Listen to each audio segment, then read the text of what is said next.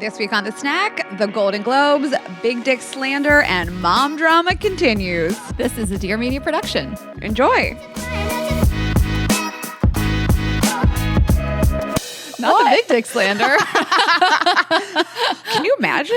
I know. I cannot wait to talk about it. Hi, guys. Hi. So the Eagles season's over. Mm-hmm.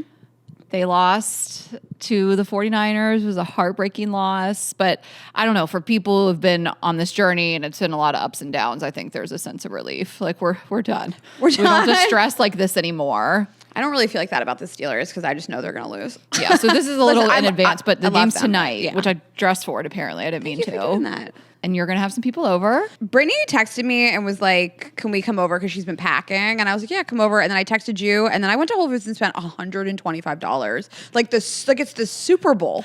So we hosted for the Eagles game. And my husband, Chunky, wanted to make these birria tacos. We got an Instapot for Christmas from my brother and Steph. And I mean, he went all out. He spent over $100 on all the stuff. We went to this Mexican grocery store. Yeah. And yeah, again, it was so much to do for 5 people. Listen, he is so funny to me. This is the second time he has created a whole food project and then kicked it off to you. That's not really fair.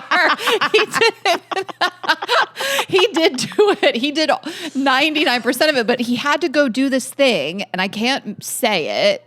He had some family members who were competing in a thing that's literally, I don't even know if I'm allowed to say that, but if it airs and I can tell you guys about it, I will. But he went to like a taping thing. He wasn't home. Well, I said, everyone come over at 1. It was 1:50. He wasn't home. I'm like texting him, do you want me to put the meat in the pot? And we had to FaceTime your brother to figure out how to use a pressure cooker. And I still didn't do it right. I still didn't lock it all the way. Who knows how to use a pressure cooker? That's insane. That's like asking me to use like heavy machinery and know how to use it. They're so scary. That's crazy. They really are. But the birria was incredible. Yeah, I think he has a few tweaks, maybe a little more salt. Yes, salt. But he packed tacos up for me to take home, and he packed a little birria sauce on the side for me. The salt is a real issue in our house. It is? It's you know me. You're heavy on the salt. I'm on the other side of the spectrum. You really are. And I'm probably pretty centrist, but he's like sometimes not enough. And so I'm in there over his shoulder fucking salting his shit. You were. So we'll get there. I like a lot of salt. So what are we having at your place? I really went crazy. I obviously got a charcuterie board. So I have 3 types of cheese and prosciutto and some like crackers and shit like that. I got shrimp cocktail. I got 2 kinds of like pasta salads, and I got sushi. Okay. I want people to feel like they like got food. You know, you go to parties like this sometimes and you're like, all I ate was dip and cheese and I feel sick. Yes, and you can really only graze on the charcuterie board so long. Yeah. Even that, it starts to be like, I've had everything on this 6 times. I mean, you and I used to get off stage and just house a charcuterie board. Yeah, swollen. just take it to the face. We had to tell them to please stop giving us charcuterie boards. Yes. Okay, well, let's thank our partners. Right. Thanks to Quince. Get free shipping and 365-day returns on your next order at quince.com/GGE. And thank you to AG1. Go to drinkag1.com/GGE to get a free AG1 duffel bag and welcome kit with your first subscription order. Okay, so yes, heartbreaking loss for the Eagles, but I guess we'll see what happens tonight. Yeah. And right after that game, we watched the Golden Globes. So this is our Golden Globe report. Let's do it. So Nikki hosted for the 2nd year in a row. Looked flawless. Yes. Unbelievable. She was great. Yeah. I didn't know that we were going to get a song. We got a song again this year. Oh, I knew we would. You did? Well, she's going to do a song. Okay. She's a multi-hyphenate. So she opened with a really strong Epstein joke. I thought that was a great joke on the people in the room being on A-list, A-listers, A-list. Epstein that was been redacted. It was a really funny joke. And then all these shots at CBS. And I was like, wait, I was like, this can't be on CBS. Like, when I was hearing the jokes, I was like, oh, I guess this is on NBC. I hadn't looked. I was like, it took me a minute to realize she's making the jokes on CBS, which obviously I appreciate even more, but I was a little surprised she did that. They let her do that, I guess. Yeah. I loved it. I loved it. CBS needs to be put on blast. I mean, I think that there wasn't a lot of political stuff in the opening speech, so like that's where they got their kind of shots in. Yes. And I think that obviously winter time's not tough these days, so Yeah. it's hard to not make it the whole speech. Right. But it's not really her content. A lot of political stuff. Yeah, I don't know. Like historically how hard they go. I mean, Yeah. everything feels disjointed for like what's going on in the world, and like to be like laughing and celebs and red carpets and stuff like that. And of course, some celebs went pretty hard on the red carpet. Mark Ruffalo. On like Minneapolis and everything that's happening, and Jean Smart, I think she went off on the red carpet. So when she won her award, she just circled back and was like, "I said what I needed to say. Please be good people. Just try." And then a few others, but I really thought that was so funny. I laughed out loud at Nikki B. Jerkin. So first of all, she says Michael B. Jordan played two brothers, and then she was like, "Can I say that?" Which I like laughed so hard. And then she said like Nikki B. Jerking, and I love watching. As soon as she mentions someone's name and the camera goes to them and how they react, because most of these people look so uncomfortable. What do you think she's going to do? This is not a roast.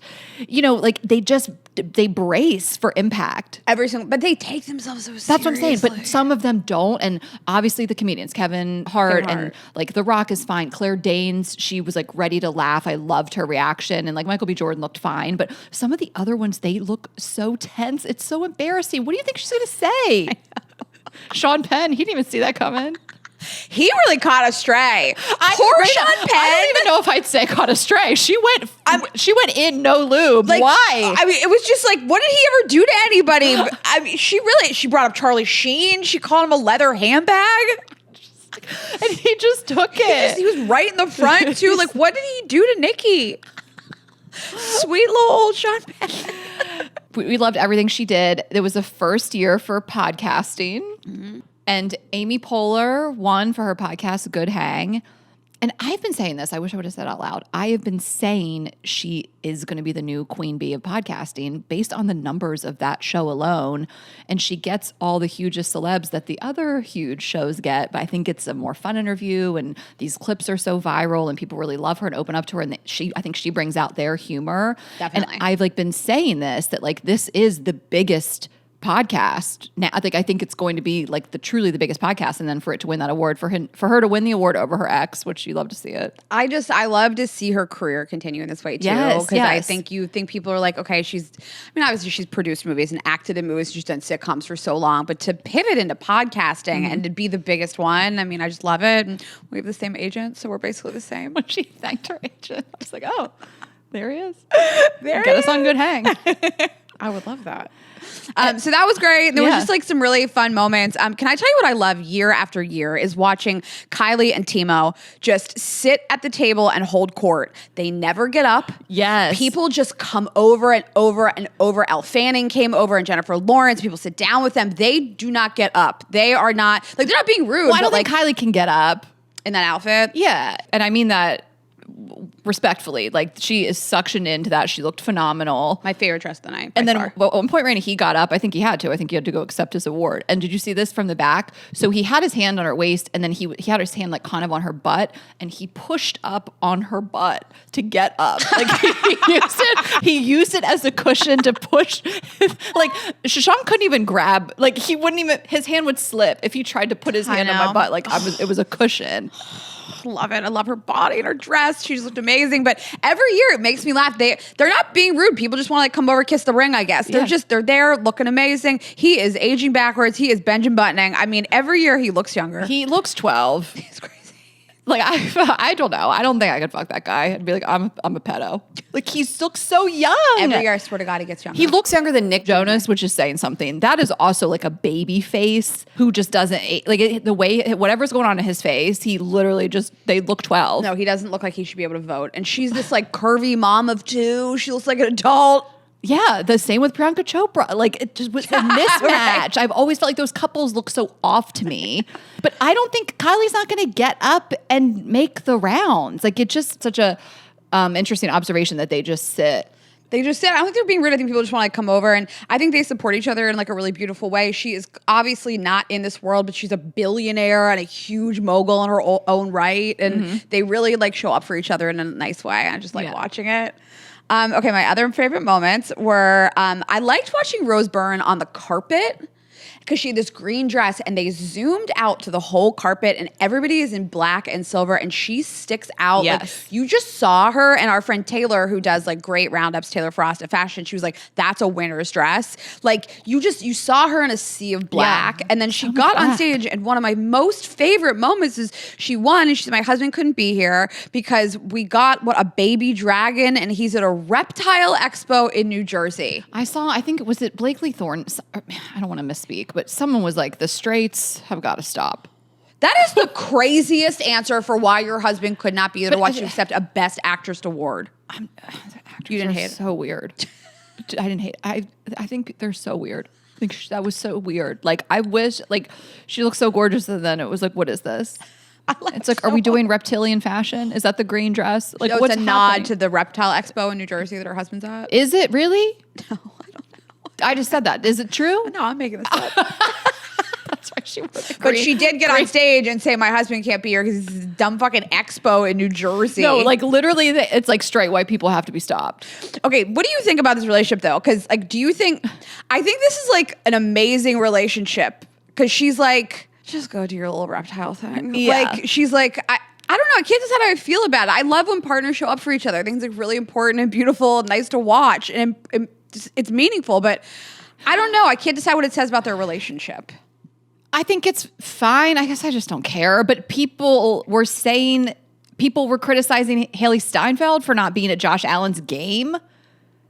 She was on the red She carpet. was in Sinners. I mean, she should be there. Her movie that she's in was nominated. She should be there. That's insane. That's insane. Who are you people? I guess you're right. To your point, we're going to talk about Dax Shepard later, but like no matter what you do, people are going to have something to say about your relationship. Right. And I think their relationship's solid because she wouldn't have said that if she didn't think it was funny and happy about her relationship. Yeah. Yes. Totally. Damned if you do, damned if you don't. Worst part of the night, UFC cameo. Without a doubt. How much did they pay to do that? So the UFC, this basically right before the Heated Rivalry stars came out, they were like, these next presenters are so hot, they're going to need security. And they play this like UFC music and the lights. And then these two fighters, I don't know UFC, so I don't know. They are like as big in that world, whatever. They come out. It was so forced. It was so awkward. No one understood or clapped or cheered or whatever. Like I feel like our Ilya and Shane did not deserve that. And the deal has been signed by Paramount, making the network CBS the home for all UFC events. $7 billion deal. Blech. And so all of the 2026 UFC events and fight nights will be available to stream on Paramount Plus. So that's why they obviously that was like that was something part of the deal. Yeah, but it was just like who had to come up with that? And do you think they were like, oh, we're going to eat with this. We're going to have it be like the Heated Rivalry stars and needs bodyguard because there's. Do you think whoever came up with that, the writers in the room were like, this is so bad, but we have to do it? Or do you think they were like, we're going to cook with this? I think some people thought they were really going to cook. This is so outside of the box, and it felt really misplaced and weird. And no one was like, look, they just did that. And not the right type of room. Yeah, the room felt really weird. It's just the like, lights. And those aren't UFC people. Like it was just weird. I hated it. Also, Nikki could have come out in another beautiful gown and just said something sweet or cute or funny and just introed them. And I would have liked it more. Yes. So they really, have been on just a rocket ship to fame. Like no one really knew of these actors a month ago or 2 months ago. What Connor's story was like, I was waiting tables 6 months ago or whatever he said. I don't want to misquote him, but yeah, like I would have loved to hear Nikki speak on Heated Rivalry, not the fucking UFC intro. Can you imagine the jokes about Heated Rivalry? We were robbed of the jokes about Heated Rivalry. So that sucked. And then the only other things I have, I loved watching the boy from All Her Fault on the red carpet. He was so cute. His little tux, his little blue tux. And Tiana Taylor gave this really beautiful and impassioned speech. And before that, she said, wait until you see the party in the back of my dress. She just made me laugh so hard. She had this little like rhinestone bow tie in the back. She had like a whale tail. And it was like what Kim would wear in All's Fair, which Tiana Taylor was also in All's Fair. Yes. Like that's like the designer. Yes. Yeah. And then my last thing was the food. I don't know if you saw the food, but the Critics' Choice Awards got a lot of blowback for the food that they decided to serve last week, which was just like a snack plate. Whole Foods snack plate. Yeah. And they did Nobu last night. They did. 3 pieces of sushi, little sashimi, little salad, a little piece of miso black cod. food, and not a lot of food, but it looked lovely. That's the amount of food they want to eat. Yep.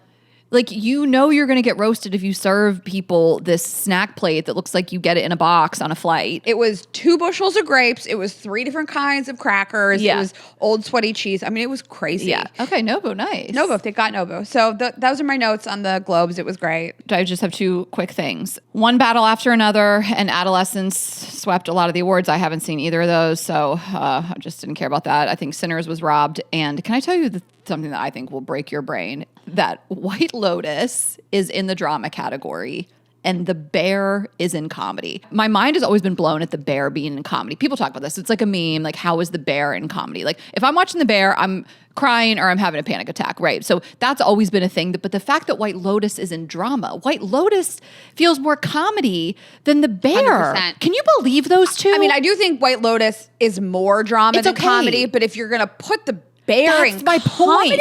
That's my point. Like, Comedy. I'm okay with the White Lotus being in drama, but then The Bear needs to be there too, and they need to swap. Now that I'm even further into The Bear, I could not agree with you more. That's crazy. I've watched every episode that exists. It's not a fucking comedy. And I actually think White Lotus under comedy is totally acceptable. I do too. But okay. I agree. And the last thing is, thank you for educating me. Do we need to watch The Pit? So the Pit takes place in Pittsburgh, which is obviously Yeah. where I'm from, and I promise you guys I'll add shows there. But I was born there. It is a big like hospital culture, blah blah blah. I don't like medical dramas. I don't either. It's just I'm really squeamish about that stuff. I can't watch any of it. I didn't watch ER. I've never watched a medical drama. I really get very squeamish about it. I know, but people are so obsessed. Let us know in the comments, you guys. Like, I don't really have a problem with ER. I watched it a little bit. I just never got super into it. Grey's Anatomy, I was never really big in. That. But like, is it different than those? Like, if we're sitting here saying, really, let us know in the comments. If we're sitting here saying, we're not ER girlies, we're not Grey's Anatomy girlies, will we like The Pit? Tell us why. Because I'm open to it. I feel like I see people post about it, and I'm like, I didn't expect that. Like, people are obsessed. Well, it's on HBO, so it is a different like level of television, I think, than like ER would be, right? Like a different level of production value. Yeah, and maybe it's edgier. I have no idea. What I don't like is the hospital about it. I don't want to see the hospital. That's not a setting I like. I'm with you. But I want to like that show. It's from Pittsburgh. Okay. I want to watch it. Have you tried it at all? I tuned in for like 5 minutes of it, and there was like a heart transplant or something. they're really and I was doing, like, like, it's blood. It's too blood? much blood. I Yeah. don't want it. Okay. All right. Well. So, but I like that you asked. I am struggling for television. I have nothing. I started the new season of Traitors last night. I do think last season was like this crazy flash in the pan. You had Gabby, who was unbelievable, Yes. and Tom Sandoval and Dylan Efron. This season is Donna Kelsey, which is hysterical. Isn't it like, we talked about this before, isn't it like physical challenges? Yes, and honestly, they had the 2 physical challenges from the first 2 episodes. I think Donna Kelsey, they might have just let her sit this one out. I don't know. It would have killed her. The first one, they have to get into these boats and row out into this lake and pull these coffins from the lake, and then drag these coffins up onto the shore, and then carry them up a hill and drop them into grave sites. Wait, that is dark as shit. Pull these coffins out of the lake?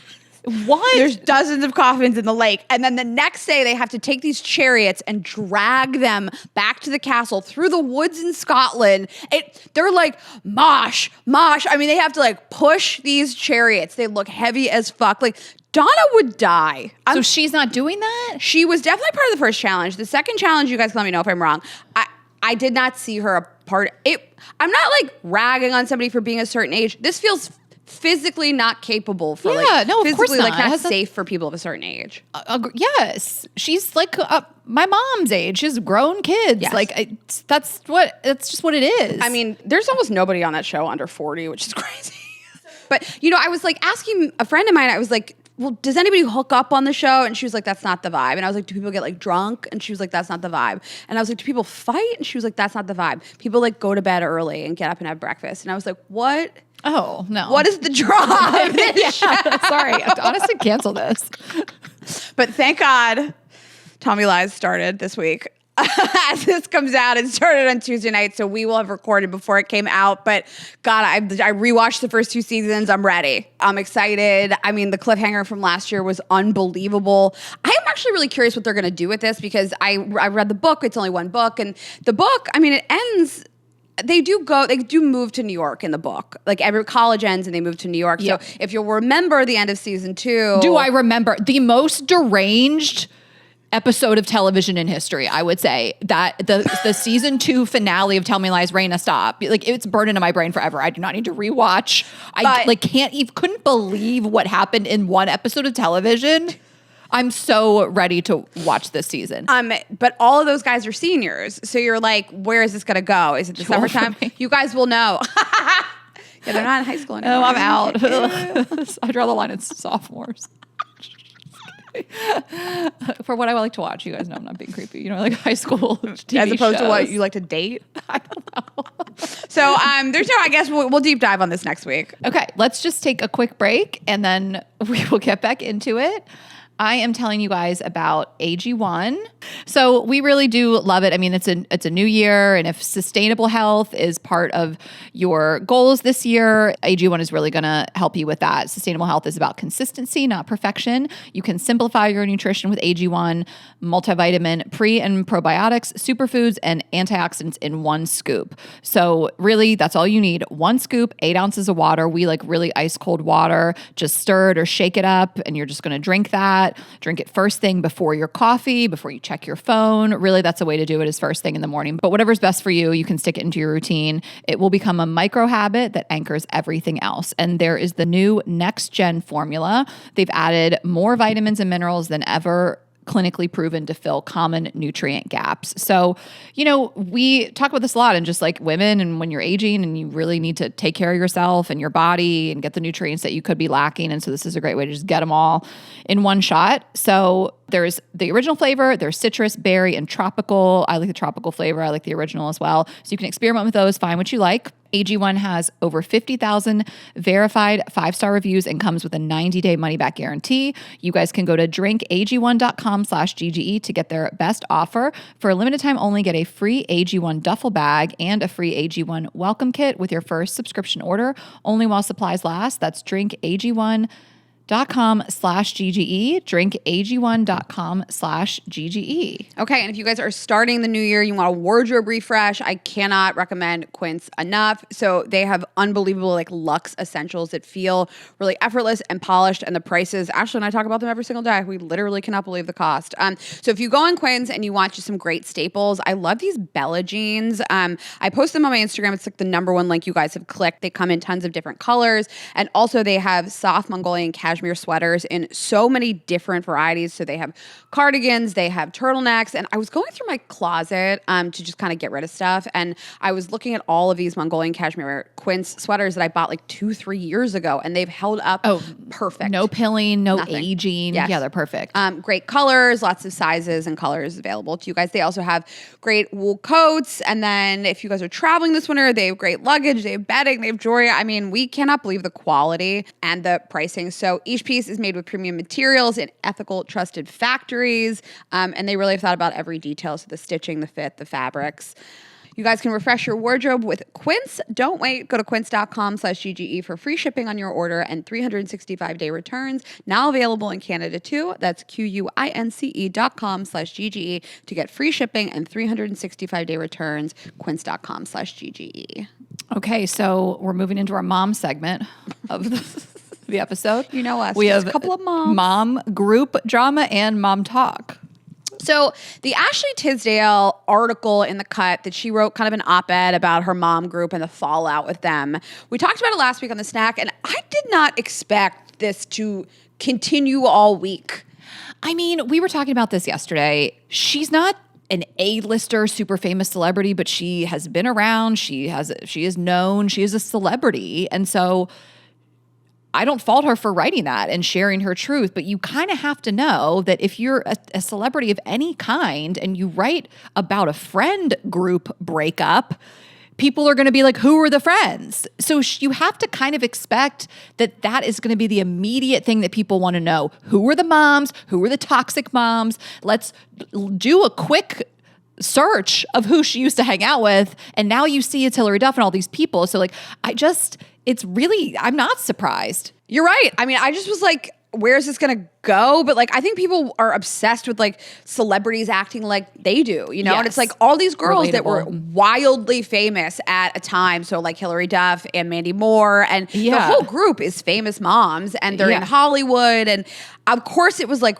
prime to blow up. And that all, like, I will say, I do think that like the message in that article was important about how women Totally. need groups. And, you know, I was talking to a friend of ours this morning who's pregnant with her second child. And she was like, having a community around me is the most important thing in the world. I want a village around me. You know, we have to do so much. It's really important. So I think it's important to validate those things can be hard to find and they're important to find. And I will say she did not drag anybody. That wasn't her intention. She didn't like light anybody up at all. But it's crazy to have these pictures available on the internet and think people aren't going to know exactly what you're talking about. And so what happened a couple days later was all the husbands kind of start getting involved. All of them? Or So just one? Hillary Duff's husband is the one who put out the main like statement. And he basically, it's so funny. He put out, I thought he did an article with the cut. He wanted to make it seem like this was just on his story. So Matthew Coma, who's Hillary Duff's husband, posted on his story this photo of him. Is it his head on her body?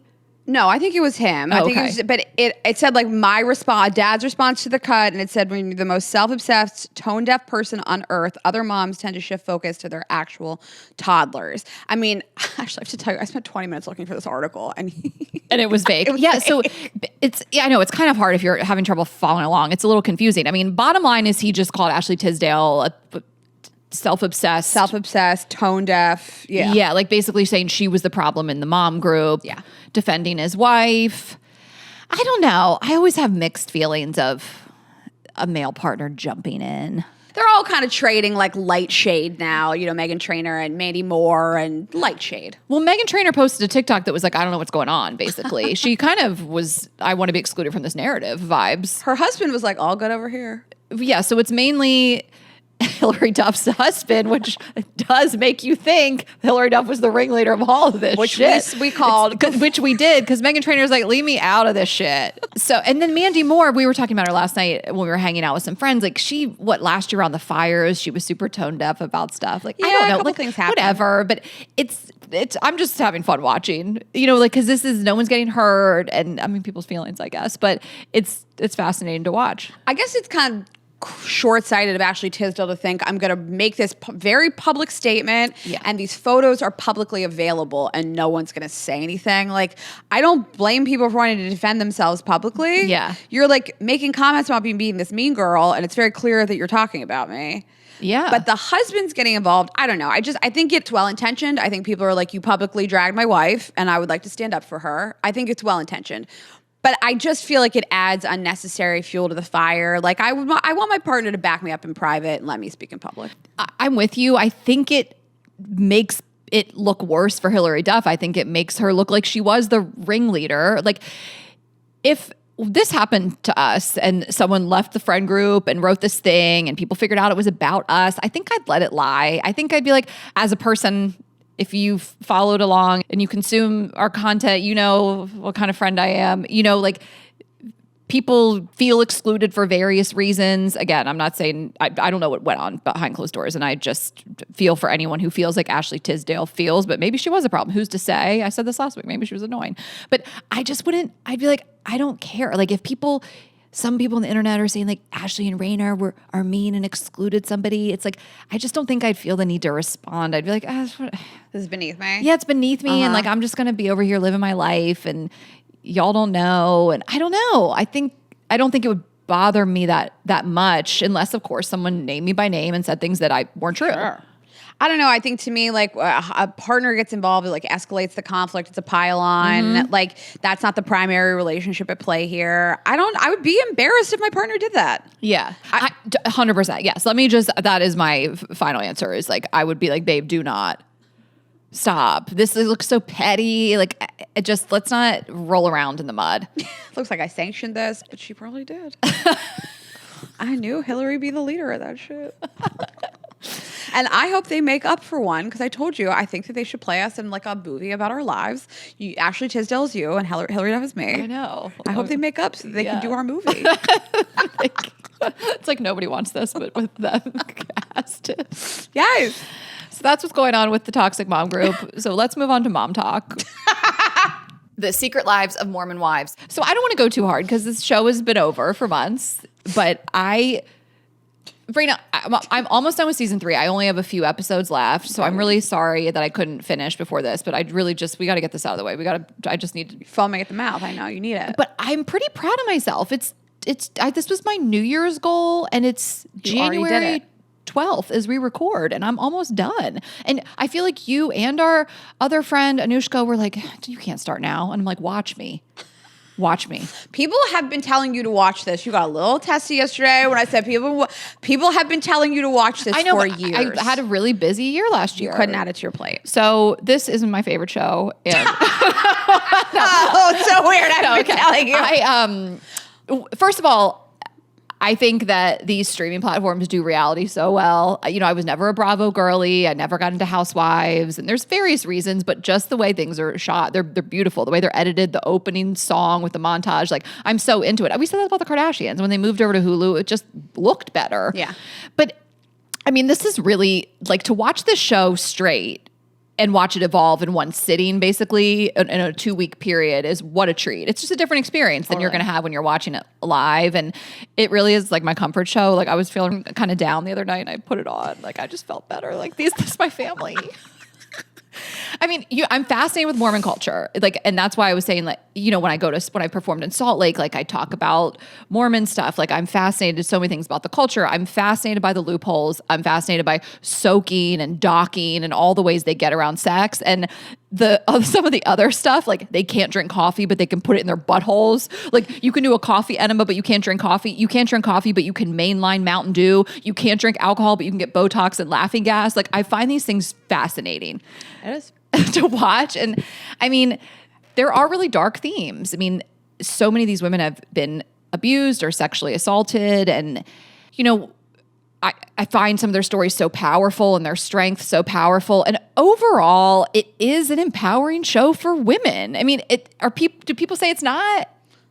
No, I mean, I think that because they're trying to be. They talk about it a lot. They're like, we're trying to empower women. That is our goal within Mom Talk. And I wondered if there was like a discourse of being like, oh, please. I've never seen that. It is funny when they say Mom Talk is to empower other people, and it's like all you guys are doing is voiceovers and dances. So like, there's and also ripping each other to shreds on the internet. So it's sort of funny to listen to that all the time. They're like, this is not what Mom Talk stands for. But yes, I mean, the first season you see this show where like these women have been like really deeply negatively affected by men and religion and the community that they've grown up in. And yes, they have been really like held down, and the attitudes about sex and working like are so backwards to me. And it's unfortunate what these women have had to go through. But like over 3 seasons, you see them, every single one of them is the breadwinner. They all have businesses. They have written books and started new companies. And like watching, like, I know that like Whitney has had like ups and downs throughout the show, but the first season she's talking to her mom about like using a vibrator. And it's like,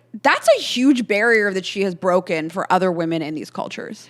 Yes, that's the overall thing. And yes, TikToks and dancing and voiceovers, but it is so much more than that, of what they're doing and showing women that you can be and you can break free of these barriers. And the church, I mean, they're all on a spectrum too. And some do drink and obviously sex out of wedlock and all that stuff. And it's like, you're watching it trying to figure out, are they going to church? Not really, right? Like some of them sort of identify as Mormon, but not. I mean, there's a spectrum on the whole show, I feel like. There's a big buffet. But they all still do identify as Mormon? I think it's sort of, I mean, I don't know. I don't, so like growing up in a very Jewish community in Pittsburgh, like part of my life and my identity of being Jewish was religious based, but more of my identity being Jewish was just more about like being in the community and around other people, and there's certain ideals about being a Jew. It was less about like you have to go to synagogue at these days and times. So totally. I don't know if being Mormon is a little similar. It's just like it's the whole community is similar.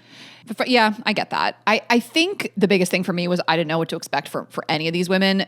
Like namely Taylor, Frankie, Paul. So I had never, I don't know. I don't watch the show. So I was never consuming content. I don't even know if I'd ever seen her in an interview. What I thought about her. I thought that she was going to be this like leader, this baddie, like this super confident person. And like season 1 is this like tortured, unhealed young woman with 2 children and another one on the way. And she can't seem to regulate her emotions. And she has so much trauma. She's not self-assured. She's not confident. She's only an enemy to herself. She's not like, I kept thinking like she's an enemy to no one but herself. Yeah. And I was like, is she ever going to fall into like a leader role? I thought she was the ringleader of the whole thing. And yes, she kind of did start it technically, but I didn't think she would. I was like, this woman is like, has no self-assurance. And I feel like to watch her growth, I just love her so much. Like, I told you what. I know, like she just, I think she acts out sometimes too, but she truly seems to embody this do unto others as you want done unto you. And she's constantly the only one that's really like, I didn't like when this happened to me and I'm not going to do it to you. Like, I love watching her. I mean, her relationship's fucked up, but you know, it is what it is. I like watching her with her mom. I like when the mom gets involved and fucking shows up on her behalf and calls people. Like, I just like love her so much. And the way that I've watched this and binge this, the like way that my feelings have changed on these people, like I told you it's gonna be a roller coaster. To me, I loved her season 1. I don't think I've ever loathed a character this much since Christine Quinn. Right now, is she the worst villain on reality TV? She is so hateable. I mean, it's not just. I love that we're talking about this after the show's over. Demi to me is such a villain because she has accused people of very terrible things that are horrifying things that actually other women have gone through, like physical assault and sexual assault. And I'm not saying that maybe those things haven't happened to her. I have no idea. But to make very public statements about other people's, I mean, fathers. I mean, she said Chase put his hands on me. That's the father of somebody's children. Like, to accuse people of doing these things, assaulting you, it's highly unethical. It lacks a moral compass. I don't understand it. Yeah, she's awful. And I knew that was going to happen, but I was like, when's it going to happen? And then you see it start to happen, obviously, in season 2. And Raina, I've never seen a redemption arc like Zach. I couldn't even watch him season 1. I couldn't watch him. I was like, I hate this person so much. I get him off my TV. And you were like, there's going to be a redemption arc. And I was like, I will not believe it. Even season 2, I was like, wait, is he the best husband? Well, the other one is he the best dad talk? He just like cools down. Well, he did therapy. I mean, they worked out their shit. And I also, listen, I think that, you know, the stuff that you do is your responsibility, but like, you forget that these people, I mean, he was 22 years old when they started filming that show. He was a kid. Their ages. And he was brought up in the Mormon church around people that said like, this is how women should be and this is how men should be. And I think he just grew up. I don't know. I love him. I love them. I'm a fan of them as a unit. Okay, now I'm going to do my power ranking and then we'll call it. Okay, so I'm curious if you're going to align with me. Yeah, listen, I couldn't be more thrilled that you finally got into Mormon Wives. Okay, should I go from my fave to my least fave or should I start at the bottom? I think you started at the bottom. And I do want to say about Taylor, she is still the most famous and she is the one that like did all these interviews and put herself out there and made all these TikToks about like her marriage ending and having these like this open marriage and these orgies and stuff. So like I think that like people, this idea of her as being like a baddie and like putting people in their place, but really she's just the most famous and she started all this. Yeah. Like this is because of her. Yes. Which Demi just didn't seem to recognize. Yeah, Demi is really crazy. Okay, bottom, Demi. Sure, obviously. Second least fave, Whitney. Don't we all agree? Well, so it was really fascinating because people hate her so much on Mormon Wives, but such a huge character arc on Dancing with the Stars. But people don't hate her as much because she is just like, I am what I am, and I'm honest about what I am. There's so many things about her. She's so martyry, victim-y. I don't know. There's just like, I just can't. Like, oh my God. Like, I just can't. Okay. Next, again, up from here, I don't have a problem with these people. I just had to rank them. Yeah. So then we get into Jen. I feel for Jen. Yeah, just in the middle. Miranda, it's fine. Okay. Well, she doesn't really have a story. Yeah, exactly. She's just there because she had sex with Taylor. Okay, now you're in my top 5. Okay, so 5th, Layla. I like Layla. I've liked watching her growth. She feels really young to me. Yeah, she is really but young. Obviously I'm fine with her. Next we have Michaela. She's my 4th slot. 3rd slot, see the top 3, I'm curious if you're going to align with me. My 3rd fave changed a little bit. It's Macy. Oh, because you really rode so hard for Macy. I did. Your I number really one. rode so hard for Macy, and she's an unproblematic queen, and I love her, and I cry with the stuff with her former partner that died and all that. Second is Taylor Frankie Paul. Oh, okay. We're giving Jessie the number one spot. My favorite Mormon wife is Jessie. I wish you would have seen when her and Demi were going back and forth dozens of story slides. It was all day, every day. Like, you missed. Did it make you think different? No, it made me think. Okay. Like, this is just amazing to watch. Okay. That's my queen. And she really was not. When she was besties with Demi, she wasn't. But when she cut Demi off, I think she's so honest and she's the baddest businesswoman of them all. And she's got her hair empire and she just feels really like smart and well spoken. And I feel for her. She's like insecure about her looks. I'm like, you're so hot. And I wish we would have met her at Lady World because she was there and I didn't know her then. I didn't know she was my queen. Okay. I don't disagree. I love all these women. I mean, I think that they're really brave. I think that the stuff that they admit on national television has like changed other women's lives. To talk about like the struggles in their marriages, the verbal abuse in their marriages, the sexual abuse they've experienced, like what these women have gone through and then they will talk about on national television is like so important to other women. And I think I'm like, who would I be friends with? And Jessie just seems, she is one of the older ones. She's in her 30s, but she just seems older. Yeah. Well, who's your top three faves? Same. I think those are my top three. I don't know who else it would be. I mean, I just like, I love Taylor. I root for all of them, honestly, except for Demi. Okay, well, I'm going to finish season 3. Shashank's been watching. He's involved. He says the funniest stuff. Like, he'll say stuff, and I'm like, I wish I could capture that, and we are not that kind of couple for him to redo it. But the stuff he says just naturally, and what he's been saying recently, just all the time about everything, he's just like, women are so sick. Women are so sick. Like, he just says it all the time. Like, the way we communicate, like women are the best. He just is like, women are just the best. Like, he's never not just, I don't know, amazed by us. But I like when he, like, the way he would talk about that show, he's like, these guys, how are they treating their partners like this? They're the breadwinners and they're babes. Like, what are these guys thinking? It's actually pretty crazy. Yeah. It's really crazy to watch. All right, well, I'm glad that you're involved in my show.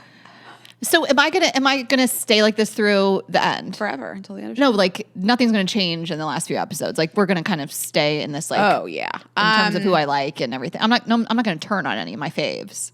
Oh no. Taylor, if anything, becomes even nicer. And she's more inclusive of people and she seems like, you're gonna see Dakota do something really terrible to her. But other than that. Okay.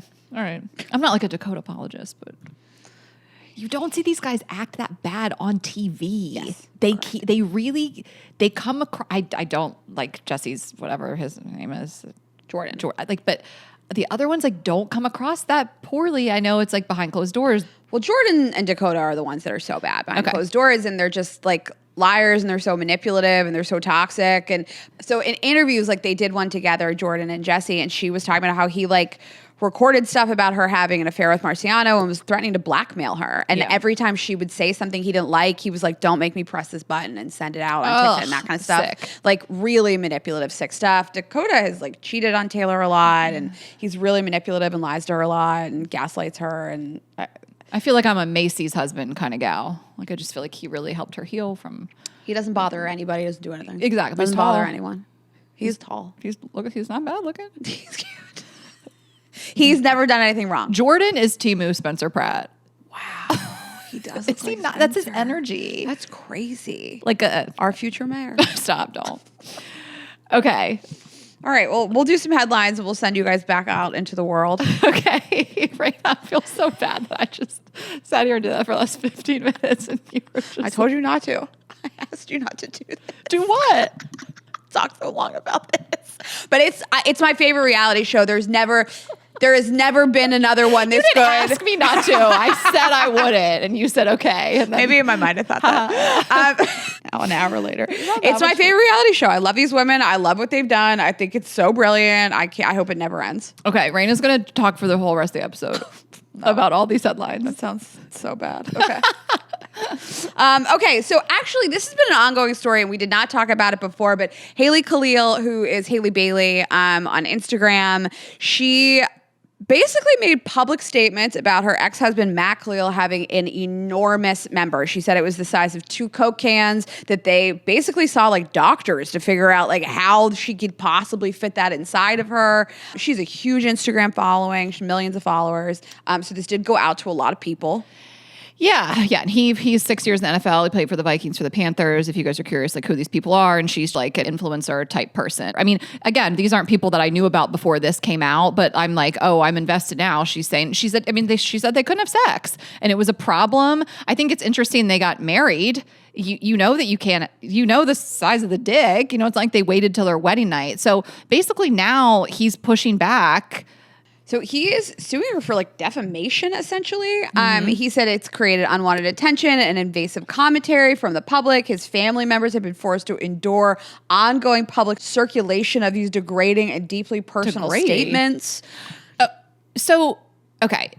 My question is, did he wrong her? You know, like, I don't know what happened in this relationship. Like, if I ended a relationship on good terms, I don't think I'd want you running your mouth about how tight my pussy is. I mean, maybe I would. I don't think I want you talking about my body no matter what. And not everything is what if women, what if men, but I'm just saying like, I think he has a point if they ended in a good place. Like it's not vengeful because it's like a compliment, but it's like, I can see where he's like, can you stop talking about my dick? Like I thought we were cool, but maybe they weren't cool. I don't know. I can't speak to it. I have followed along with her for a long time. I like her content. Yeah. She is silly. She's smart. She's really funny. She's self-deprecating very much. Like it is very much in line with her content that she would be like, my ex-husband's dick was so big I couldn't take it. Like, yeah. That being said, you're also welcome on the other side of things to say, I would like you to not talk about my private part. He's remarried. He has a child with somebody else. Oh, really? Yeah. Okay. So I can see anybody. Yes, this is the most like, but what if a man did this? The argument is the most I've ever seen for like, you know, if anybody talked about anybody's body publicly, they wouldn't like it. Yes. It's just like, it's complimentary in societal norms to have a big dick. You know what I mean? Like, it's not like she said he had a small dick. That's totally different. Yeah. So I can't decide. Like, again, I'm not familiar with her content. If you married me and we couldn't fuck because your dick was too big and we got divorced, you would know, I'm a comedian, you would know that that's going to be the headline. I'm going on every podcast I'm talking about. Name your next special, too big. You know, yes, you know what you signed up, 2 Coke cans. You know what you signed up for. So I don't know. It's like, should he just, I don't know. I don't know her intention because it's not an insult, but she's still talking about his body. So I think I find it pretty interesting. It's just, I don't know, how much are we allowed to speak about our previous relationships? Because like, I guess you could also defend it by saying like, well, people were asking me what the problem was. That was the problem. I'm not calling him an abuser. I'm not saying he cheated on me. I'm saying like physically we couldn't get the job done. Yeah, I guess he's just like, God, like my mom is asking me. Like, I think he's just embarrassed. I'm not defending him. I have no idea what went on in their relationship, but I just wish I could get inside of her head. Like, how did this end? Because I just feel like if things ended amicably, you typically don't bring up those intimate details. I wonder if somebody's just like, I don't feel like I'm insulting you, but you're also welcome to be insulted. You know? Like, like she's like, wait, I'm out here hyping you and your giant cock. Like, I can also see her being like, wait, what? You're suing me? You should be paying me. Like, also, this is one of those things, like, if you didn't make this a thing, I mean, he's not, right. He was obviously an NFL player for a long time. He's not Tom Brady. Yeah. Like, if he didn't start no shit, there would be no shit. Okay. Okay, so she basically claims she's exercising sexual sovereignty by truthfully describing a sexual experience. Yeah. And again, it's not a sexual experience that pates him. I mean, he's like welcome you're going to get sued for this. You better learn up on sexual sovereignty right now. Right? It's like sexual sovereignty. Remember it for the tour.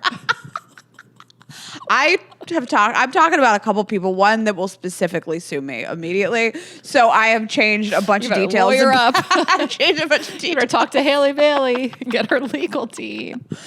I only drag one person sexually, and there's no way to know who that is. And it's not even like dragging him. It's just like a little light. Yeah, it's light.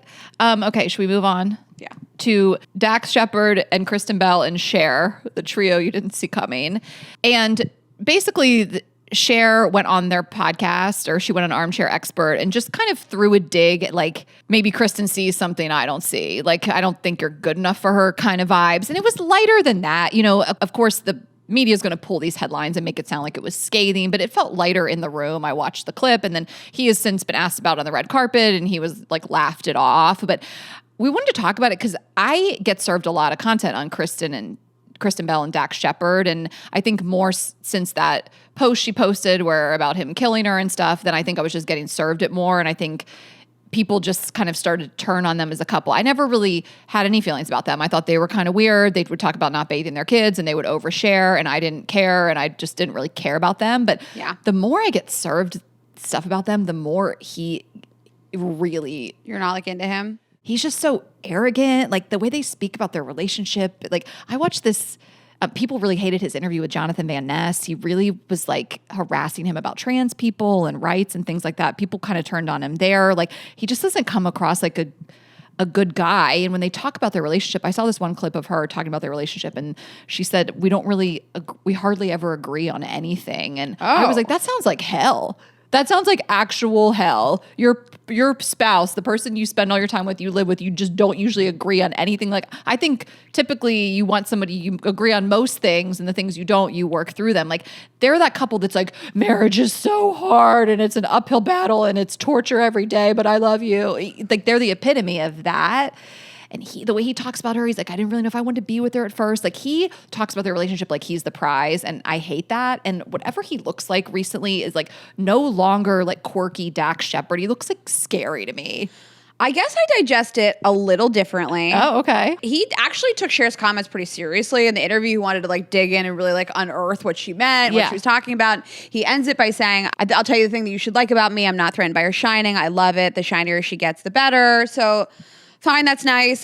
I wonder if they're just the kind of couple that suffers from these things are funny privately between the two of you, do not read funny in public. And like that whole comment about like, I didn't, what was it about him murdering her? Like, I didn't strangle you and people should congratulate like I'm me. incentivized to kill you, but I'm not going to. Yeah. You know, we thought that was like a dark joke. Like it was poorly timed, and it was a kind of a mess, but I don't like what I've been seeing. I think he really thinks he is the prize, and the way they talk about the relationship, I couldn't be me. Like the way they talk about, they black out when they fight, and they fight all the time, and it's so hard. And I mean, I guess it probably makes people feel seen, but it sounds toxic.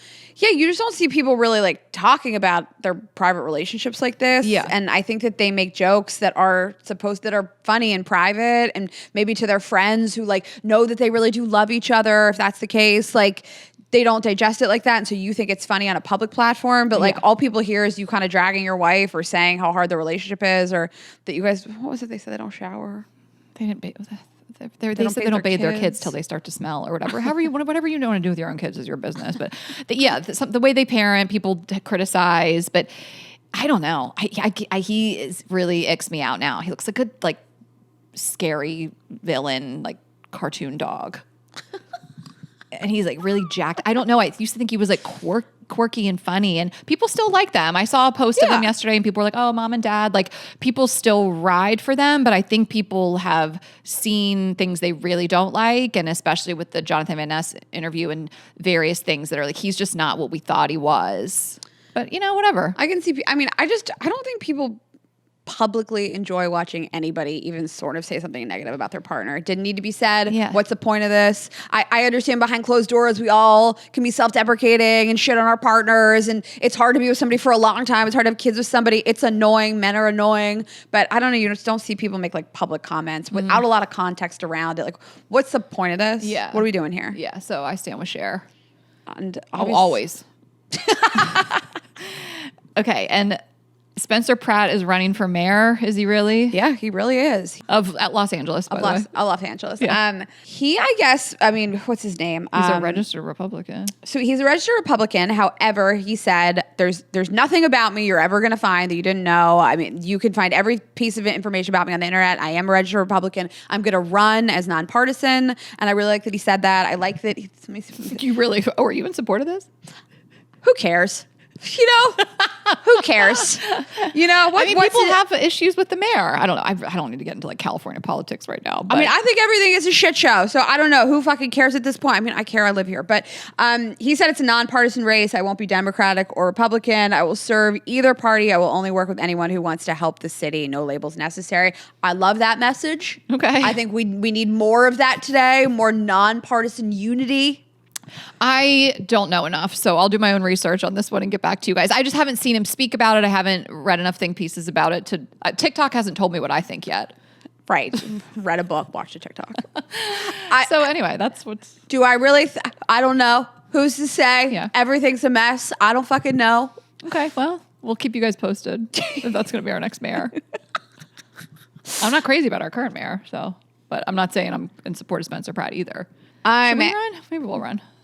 Yeah, we should run. We should co-run. Co-run. That'd be so fun. I don't know. I don't want another job. I don't really want another job. Yeah, that's fair. You be the mayor. I could be like the co-mayor. Yeah, that's cute. Like the first lady of mayor. Okay. I could like pick the cabinet and we could like pick each other's outfits. Cabinet. That'll be fun. Well, we are just going to close with something a little more serious. We are talking about politics, but you posted something really meaningful and beautiful about the execution of Renee Good in Minneapolis. And it's been on our minds a lot. You know, we have a huge audience in Minneapolis. We know a lot of our audience is affected by this and scared about people in their community and people that you know. And these are really scary times. And I like what you posted because you put at least a little positive spin at the end and people reaching out and helping in their community. But what happened to this woman was deeply appalling. It's frightening. It raised a lot of really painful questions about how power is being used and what people are, who gets to be defended. I'm glad this was filmed. I'm glad this was filmed and put on the internet because everybody should see the evil that is happening in this country. It was hard to watch. I certainly would never watch a person shoot another person, but I think it's important to know what is happening in this country. And, you know, what makes this really disturbing is the administration's response and their willingness to just invent excuses and lies and make up fake narratives. And, you know, I thought we were so mad at all these other politicians, the emails, Hillary's emails, and now this is being defended. It's sick. It's horrible. It's on my mind constantly. It's really upsetting, and there's a lot of dishonesty, and we want our audience and people in these communities to feel safe. That's what your government is supposed to do for you. That's what the policies that you vote for are supposed to contribute to. And we just wanted to offer our love and our support and whatever we can. And I'm an American. I love being able to be an American. I love that we can use this platform to shit on the administration and talk about the president. I love that we don't live in other communities in other nations where where they're going to shut the internet off. You know, I'm glad to live in an environment where I can still talk about these things, and that's not lost on me either. But this stuff is just always on our minds. And I don't know if you want to like speak about what you said. And I really liked it because I think so much that I think and feel is just negative, and I'm so angry, and it's important to remember that like you have community and people are doing the right thing sometimes. Yeah. You guys can go watch. I mean, it's the lengthiest thing I've ever posted. I spent a lot of time on it, like, you know, writing it out and getting my and organizing my thoughts. It's just on my Instagram, Ash Hess. It's a 4-minute watch.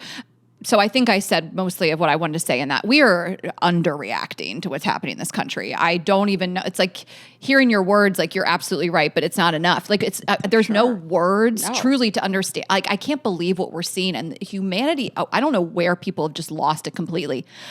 People used to die, and it didn't matter what side they were on. If like our administration would speak about it differently. Like those days are gone. What we're seeing is sick. Like the propaganda and the lies from the administration, I feel like they don't care anymore if that you know that they're lying. They're lying in your face, and it feels like justice will not be served, and this is not America, and we're just going to be killed at the hands of our government. And they let one thing like this happen, there's just going to be more, and it's terrifying. And yeah, I posted about keeping hope alive, and I really believe that. And I really believe the good outweighs the bad. I really do. I think we're going to get through this. I just want to survive it, but it is so bleak. And so just, you know, take care of each other. And we're thinking of everyone in Minneapolis and all the cities that are being terrorized, including our own. There's so much you don't see that's happening that's not on the news. And I don't know. I I'm just got a loss. So anyway. Yeah. So we don't want to end the episode on a negative note, but this is on our minds, and it's not lost to me that I like posted this thing last week, like buy tickets in Minneapolis. And, you know, our audience is always on our mind. These people in these communities that are being terrorized, that have children that they're afraid for. And now like an American citizen was shot in her car, executed. So it would be crazy to not acknowledge it in some way. Yeah. Anyway, I just got like all worked up. We always want to be a voice that, you know, like will speak out, and we are grateful that we can do that. We'll always do that for you guys. And as long as we can. As long as we can. Okay, guys, thegirlsgottaeat.com, reinagreenberg.com to get her tour tickets. We can't wait to see you guys. We can't wait to see you guys. Just not sure if you caught that. We can't wait to see you guys. Come to the Florida shows, you guys. Come to Florida. I'll see you in Florida. And I am Ash Hess on Instagram. If you want to check out that video I just mentioned, Raina is Raina.Greenberg. Girls Gotta Eat on Instagram and TikTok. And of course, YouTube. Leave a comment on Spotify or YouTube, wherever you guys want to comment. And we will see you Monday. Have a good weekend, guys. Bye.